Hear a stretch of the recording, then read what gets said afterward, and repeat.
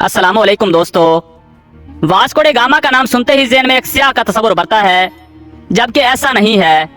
Vasco day gamma स्याह तो नहीं, लेकिन तारीख में स्याह करतूतों की वजह से भी जाना जाता है। बुनियादी तौर पर यह एक मलाह था। बला की जहानत, कायदाना सलाहियतें, मुहिम जोई और जंगजुआना आदात के बायस एक बहरी कज़ाक की शोहरत रखता था।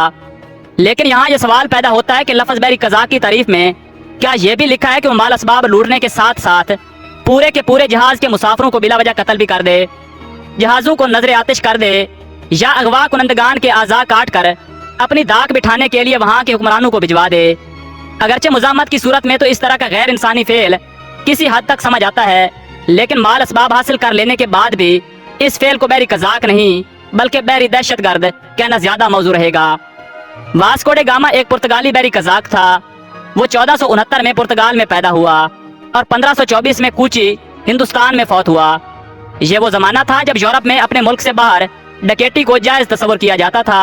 15वीं सदी में यूरोप में मिसालें जिनमें काली मिर्च और दार चीनी सरे फहरस्त थे, सोने के भाव बिकते थे और इन सब अशिया का गढ़ हिंदुस्तान हुआ करता था।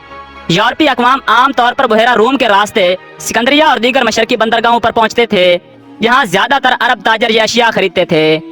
लेकिन बुहेरा रूम में तुर्कों के ताकतवर बहरी बेड़े के सबब ये रास्ता मगरबी अक़वाम के लिए पुरखतर होता चला गया था, जिस पर यूरोप के हुक्मरानों ने हिंदुस्तान के बराह रास्त रास्ते की तलाश बारे संजीदगी से कोशिशें शुरू कर दी। ये वही जमाना था जब स्पेन के कोलंबस ने तुर्कों से बचते बचते अमेरिका दरियाफ्त कर लिया था। चुनांचे पुर्तगाली हुक्मरानों ने एक तजर्बाकार मला वास्को डे गामा की सलाहियतों को बांपते हुए 4 जहाज देकर हिंदुस्तान का सहल और छोटा रास्ता तलाश करने की मुहिम पर रवाना किया। साउ गैब्रियल नामी जहाज का कप्तान वास्को डे गामा था, जबकि एक जहाज का कप्तान उसका भाई पाउको, तीसरे जहाज का कप्तान निकोलाउ कोएलो था, जबकि चौथे जहाज के नाम बारे तारीख की किताबें खामोश हैं। वास्को डे गामा को हिंदुस्तान के सफर की जरूरत क्यों पेश आई? यह सवाल अक्सर ज़हनों में बढ़ता है कि आखिर ऐसा क्या था कि यूरोप के मुल्क पुर्तगाल के हुक्मरानों पर दूर दराज के एक मुल्क हिंदुस्तान पहुंचने की धुन सवार थी। इस सवाल का जवाब इतना गैर मुतवक्के है कि शायद बहुत सौ को यकीन ना आए, लेकिन यह एक हकीकत है कि चूंकि मिसाला जात जैसा कि काली मिर्च, दारचीनी, लौंग और इलायची वगैरह सदियों तक यूरोप के लिए एक नायाब और बेशकीमत अशिया का दर्जा रखती थी, ताहम 500 साल पहले तक इसे बेचने और इससे दौलत कमाने वाले सिर्फ अरब ताजर हुआ करते थे। और ये राज के काली मिर्च और दीगर मिसाला जात की पैदावार कहाँ होती है और इसकी असल मंडी कहाँ है, सिर्फ अरब ही जानते थे। 15वीं सदी में रियासत केरला के लिए काली मिर्च को वही मकाम हासिल था जो आज के दौर में खलीजी रियासतों के लिए तेल को हासिल है। चुनांचे एक अरसे तक अरबों ने पूरी दुनिया खसूसन यूरोप से इस राज को मख्फी रखा हुआ था, जबकि यूरोप ही इस जमाने में इन मिसाला जात का सबसे बड़ा खरीदार हुआ करता था। ये राज जान लेने के बाद कि मिसालों का मरकज हिंदुस्तान है, 1497 में पुर्तगाल के बादशाह मनवेल ने अपने सबसे माहिर समंदरी जहाजरां वास्को डे गामा को काली मिर्च का मरकज तलाश करने का काम सौंपा। वास्को डे गामा की क़ियादत में 4 जहाजों का काफिला अफ्रीका का चक्कर काट कर कीनिया की बंदरगाह मालिंदी पहुंचा, जहां उसे हिंदी ताजर नजर आए, जिनमें से एक मलाह को अगवा करके ये अपने साथ हिंदुस्तान ले जाने में कामयाब हो गया, जिससे इसकी मुश्किल बहुत हद तक आसान हो गई। तकरीबन 1 साल के तवील और थका देने वाले सफर के बाद ये 20 मई 1498 का दिन था जब वास्को डे गामा 12,000 मील का सफर तय करके हिंदुस्तान की रियासत मालाबार के शहर कालीकट के साहिल पर उतरा। ये तवील बहरी सफर में मोज़म्बिक से होता हुआ हिंदुस्तान पहुंचा था। इस कठिन सफर के दौरान इसके बहरी फ्लैट के अक्सर लोग बार बार मौत के मुंह से बचते रहे। इस तवील सफर में इन्हें अक्सर बेशतर बुलंदो बाला समुद्री लहरों से नबर्द आजमा भी होना पड़ा था। खुराक की कमी का सामना तो अक्सर इन्हें दरपेश रहा, जिसे वो पास से गुजरते जहाजों को लूट कर या किसी करीबी बंदरगाह की शहरी आबादी पर दावा बोलकर पूरा करते थे। इस तवील सफर के दौरान इसे अक्सर अपने साथियों से बीमारी के हमलों या बेरहम समुद्री तूफानी लहरों की वजह से हाथ भी धोना पड़े। कालीकट तक पहुंचने में कीनिया से इसे 23 दिन लगे, जबकि वापसी पर यही सफर हवा के मुखालिफ सिमत होने के बायस 132 दिन में तय हुआ। कालीकट के हिंदू राजा समुथरी ने वास्को डे गामा की खूब आओ भगत की, लेकिन दरबारी ये देखकर हैरान रह गए कि उस वक्त की रिवायात के मुताबिक वास्को डे गामा ने राजा को तोहफे में सोने और जवाहरात की जगह 4 इरगवानी चुगे, 6 टोपियां, 4 मोंगे की शाखें, 7 दाती बर्तन, 1 संदूक शक्कर का, खुर्दनी तेल और 1 ड्रम शहद शाही तोहफे के तौर पर पेश किए, जो किसी तौर भी एक सल्तनत के हुक्मरान के शायाने शान न थे। राजा समुथरी एक ज़ीरक और ज़हीन हुक्मरान था। उसने वास्कोडे को शाही कासिद मानने से इनकार कर दिया।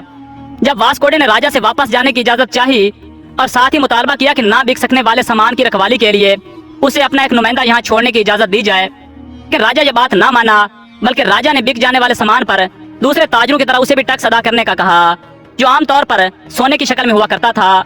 राजा से इसके मुज़ाकरात नाकाम हो गए। चुनाचे वापसी पर उसने काली काट पर बमबारी कर दी और फरार होने में कामयाब हो गया। क्योंकि यहाँ रहकर वो हिंदुस्तानी सस्ते मिसालों का एक जखीरा जमा कर चुका था, जिसे वो यूरोप ले जाकर सोने के भाव बेचकर खूब मुनाफा कमाना चाहता था। लिहाजा वो हिंदुस्तान से मिसालें और दीगर सामान जो वो अपने साथ यूरोप ले गया था, वो इस बहरी मुहिम के कुल खर्चे से 60 गुना ज्यादा मालियत के थे। सबसे दिलचस्प बात यह है कि वास्को डे टैक्स क्या देता, उल्टा जाते जाते 16 मकामी बाशिंदों को गुलाम बनाकर साथ ले गया।